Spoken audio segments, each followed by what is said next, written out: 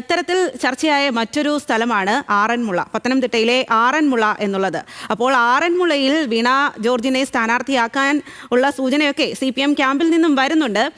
ഈ കപ്പൽ ആടി ഉലയുകയില്ല സാർ എന്ന് പറഞ്ഞ് നമുക്ക് അറിയാം. ആരോഗ്യമന്ത്രി വീണ ജോർജിന്റെ വിശ്വവിഖ്യാതമായിട്ടുള്ള വാക്കുകളാണ് അതൊക്കെ. ആരോഗ്യവകുപ്പ് ആടി ഉലഞ്ഞ പല സന്ദർഭങ്ങളും നമ്മൾ കണ്ടിട്ടുണ്ട്. പക്ഷേ അതിനെല്ലാം സധൈര്യമായിട്ട് മന്ത്രി നേരിടുകയും ഉണ്ടായി. ആരോഗ്യവകുപ്പിൽ തന്നെ പൊൻതൂവൽ ചാർത്തിയ ഒരുപാട് കാര്യങ്ങൾ ഉണ്ടാകുകയും ചെയ്തിട്ടുണ്ട് ഈ കാലയളവിൽ എന്നുള്ളതാണ്. അപ്പോൾ ആറന്മുള വീണയ്ക്ക് തന്നെ നൽകാം എന്ന ചർച്ചയിലാണ് CPIM. അങ്ങനെയെങ്കിൽ ആ കപ്പൽ ആടി ഉലയാതെ കര പറ്റുമോ എന്നുള്ളതാണ്. അപ്പോൾ നോക്കാം, ആറന്മുളയിൽ വീണ ജോർജ് മത്സരിച്ചാൽ LDFന് ഗുണകരമാകുമോ എന്നുള്ളത്. അപ്പോൾ അത് പറയുന്നത് ആറന്മുളയിലെ, പത്തനംതിട്ടയിലെ ജനങ്ങൾ തന്നെയാണ്. അവർക്ക് എന്താണ് ഇക്കാര്യത്തിൽ പറയാനുള്ളത് എന്ന് നോക്കാം. ശ്രീരാജാണ് നമുക്കൊപ്പം ചേരുന്നത്. സ്ഥാനാർത്ഥികളെ പാർട്ടി പ്രഖ്യാപിക്കും, അതാണ് CPIMന്റെ പതിവ് രീതി. പക്ഷേ ആറന്മുള മണ്ഡലത്തിൽ വീണ ജോർജ് വരുമെന്നതിൽ പാർട്ടി ജില്ലാ സെക്രട്ടറിക്ക് സംശയമേതുമില്ല. വലിയ ആത്മവിശ്വാസത്തോടെ വീണ ജോർജിൻ്റെ പേര് ജില്ലാ സെക്രട്ടറി പറയുന്നു. ജനങ്ങൾ ഇതിനോട് എങ്ങനെ പ്രതികരിക്കും? തെരഞ്ഞെടുപ്പിൽ ഇതെങ്ങനെ സ്വാധീനിക്കും? നമുക്കൊന്ന് ചോദിച്ചു നോക്കാം. ജയിക്കണമെന്ന് എല്ലാവരുടെ അഭിപ്രായം, പക്ഷേ ഒന്നും പറയാനൊക്കത്തില്ല. അതാണ് നമ്മുടെ ഇതല്ല, നമ്മൾ വേറെ ഒന്നും പറയാനൊക്കത്തില്ല. എന്ന് പറഞ്ഞാൽ അവർ ഇത്രയൊക്കെ പ്രയോജനമൊക്കെ ഉണ്ടാക്കിയിട്ട് പാലമൊക്കെ പണിഞ്ഞ് റെഡിയാക്കിക്കൊണ്ടിരിക്കുക. അപ്പോൾ അതുകൊണ്ട് എത്രയും പെട്ടെന്ന് അവർക്ക് ഭരണത്തുമ്പോൾ തീർക്കണമെന്നായിരുന്നു. തീർത്തിരുന്നെങ്കിൽ കൊള്ളാമായിരുന്നു. പക്ഷേ ഇങ്ങനെ കിടക്കുന്നതുകൊണ്ടൊന്നും പറയാനൊക്കത്തില്ല.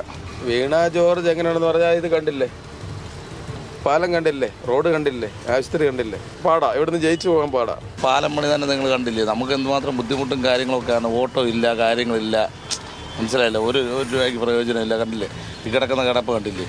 നമ്മളിപ്പോൾ ഒരു 2-3 മാസം കൊണ്ട് ഇങ്ങനെ അങ്ങ് കിടക്കുക. നമ്മൾ വീട്ടിൽ അരി വാങ്ങിക്കണ്ടേ, എല്ലാ കാര്യങ്ങളും നമ്മൾ നോക്കണ്ടേ. ഇവിടെ ഏറ്റവും കൂടുതൽ വോട്ടുള്ള സമുദായം ഓർത്തഡോക്സ് സമുദായമാണ്. ഓർത്തഡോക്സ് സമുദായത്തിൻ്റെ വോട്ട് വീണ ജോർജിന് കിട്ടുന്നതുകൊണ്ട് വീണ ജോർജിൻ്റെ വിജയം തന്നെയാണ്. അവർ ജയിക്കട്ടെ, ഞങ്ങളുടെ MLA അവർ MLA, ഞാൻ കമ്മ്യൂണിസ്റ്റ് പാർട്ടിയും, അതിന് കുഴപ്പമില്ല. പപ്പടം പൊള്ളിക്കുന്ന പോലെ ഒന്ന് പാച്ച് വർക്ക് ചെയ്യും, പിറ്റേ ദിവസം ഇളകി പോകും. ഒന്ന് ചെയ്ത് വരുന്നത് പിന്നെയും അവിടെ പൈപ്പ് പൊട്ടുക, ഒരു പ്രയോജനവും ഇല്ല.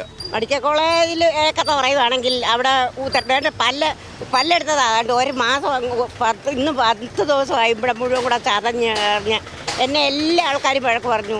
പ്രൈവറ്റിൽ പോയി കാശ് കൊടുത്ത് പ്രൈവറ്റിൽ പോകുന്നതും ഗവൺമെൻറ്റിൽ പോകുന്നതിൻ്റെയും ഗുണമായി കാണിച്ചേക്കുന്നതെന്ന്. ഇന്ന് ഇത്രയാണ് ചതഞ്ഞ വിളിക്കത്തില്ല, ഒരാഴ്ചയായി ഞാൻ ആഹാരം കഴിച്ചിട്ട്. ജയിക്കാൻ സാധ്യത കുറവാണ്. 2 തവണ ജയിച്ചെന്ന് പറഞ്ഞിപ്പം അങ്ങനെ പറ്റുമോ? ഇപ്പം എല്ലാ പ്രാവശ്യവും ഒരാൾക്ക് തന്നെ ഇരിക്കാൻ പറ്റുമോ? അവരുടെ നല്ല സേവനമല്ലേ ഇതുവരെ ചെയ്തോണ്ട്.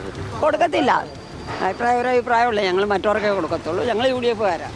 തീർച്ചയായും 100% ജയിച്ചിരിക്കും. അവർ നല്ല നല്ല പ്രവർത്തികൾ ഒത്തിരി ചെയ്തിട്ടുണ്ടല്ലോ. ഇപ്പോൾ ഈ കാണുന്നത് തന്നെ അവരുടെ ഇതിൽപ്പെട്ടതാണ്. എനിക്ക് അത്ര വലിയ ഒരഭിപ്രായമില്ല.